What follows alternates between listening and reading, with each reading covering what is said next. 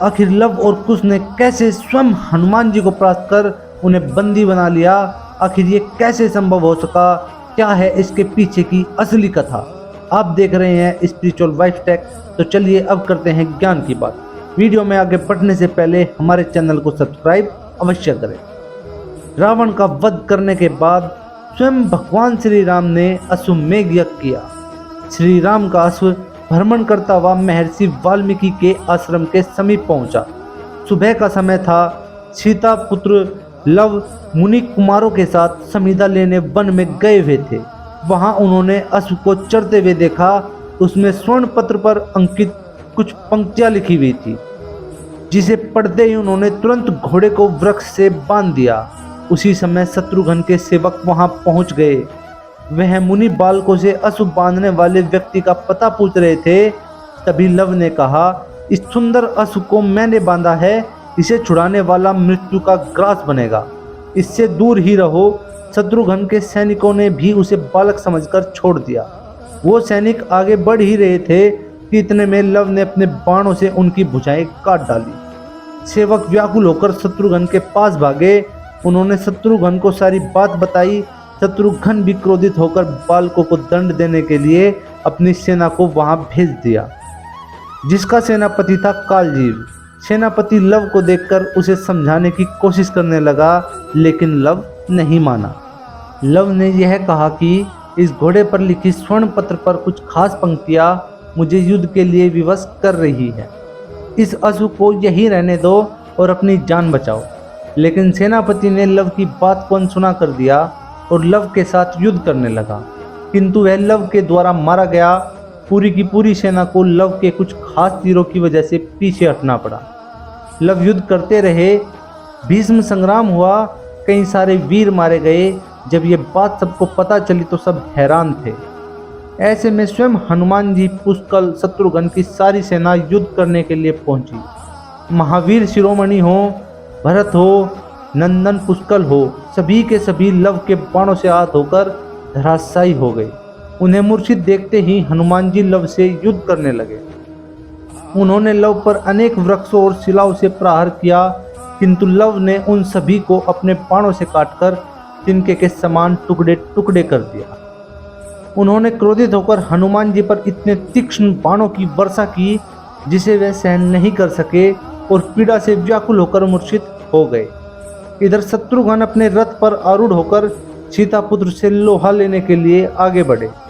Love को पराजित करना अत्यंत कठिन था, किंतु शत्रुघ्न जी का एक बाण लव को लगा, जिस वजह से वह घायल हो गए।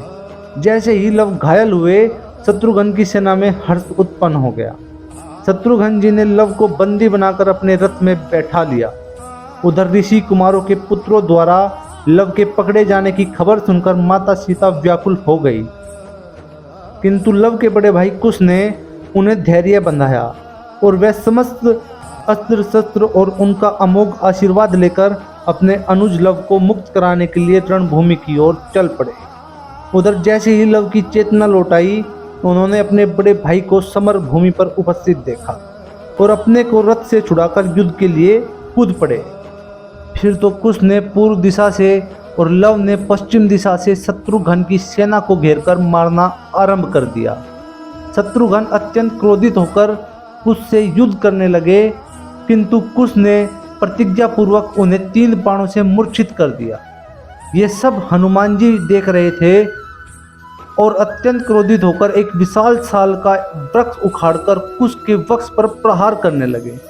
कुश ने माता सीता का ध्यान कर एक भयंकर संहारक अस्त्र उठाया और उसे हनुमान जी पर चला दिया।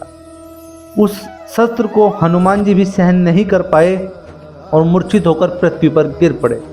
शत्रुघ्न की पूरी सेना लव कुश से डरकर भाग रही थी।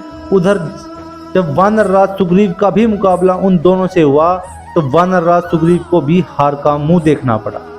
बाद में दोनों भाई लव और कुश वानर राज सुग्रीव और हनुमान जी को बांधकर मनोरंजन के लिए अपने आश्रम ले गए। माता सीता ने अपने दोनों पुत्रों को सकुशल लौटा देख अत्यंत प्रसन्न हुई, लेकिन जैसे ही माता सीता ने हनुमान जी और सुग्रीव को देखा तो वह अत्यंत व्याकुल हो उठी। तब उन्होंने हनुमान जी और सुग्रीव के किस्से अपने दोनों पुत्रों को सुनाए।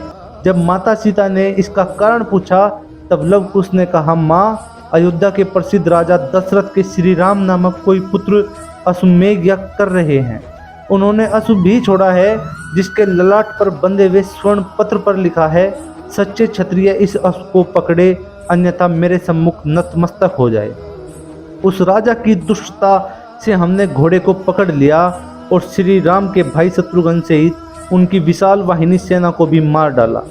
ये सब सुनकर माता सीता ने दुखी और व्याकुल होकर उन दोनों को समझाया कि उन्होंने बहुत ही गलत किया है, क्योंकि वो कोई और नहीं बल्कि स्वयं उनके पिता हैं। देखा जाए तो हनुमान जी जैसा अतुलित बलधामा और परम पराक्रमी वीर कोई और नहीं, लेकिन फिर भी वो एक बालक से हार गए, सिर्फ और सिर्फ इसलिए क्योंकि स्वयं हनुमान जी भी समझ चुके थे कि वो कोई और नहीं बल्कि स्वयं प्रभु श्री राम के पुत्र ही हैं। इसलिए हनुमान जी ने हाथ जोड़कर माता सीता से भी कहा था कि माँ, हम पराजित कहाँ हुए हैं, पुत्र पिता की आत्मा होता है। इस प्रकार से दोनों कुमार तो मेरे स्वामी ही हैं। मेरे करुणा निधान प्रभु श्री राम ने हम लोगों का अहंकार देखकर ही ये लीला रची है। तो आप इस विषय पर क्या मानते हैं, कमेंट बॉक्स में हमें ज़रूर बताएं। वीडियो अगर आपको अच्छी लगी है तो लाइक कीजिए, हमारे चैनल को सब्सक्राइब कीजिए और ज़्यादा से ज़्यादा शेयर भी कीजिए। मिलेंगे अगली बार और एक खास वीडियो के साथ, तब तक देखते रहिए संपूर्ण ज्ञान का केंद्र स्पिरिचुअल वाइब्स।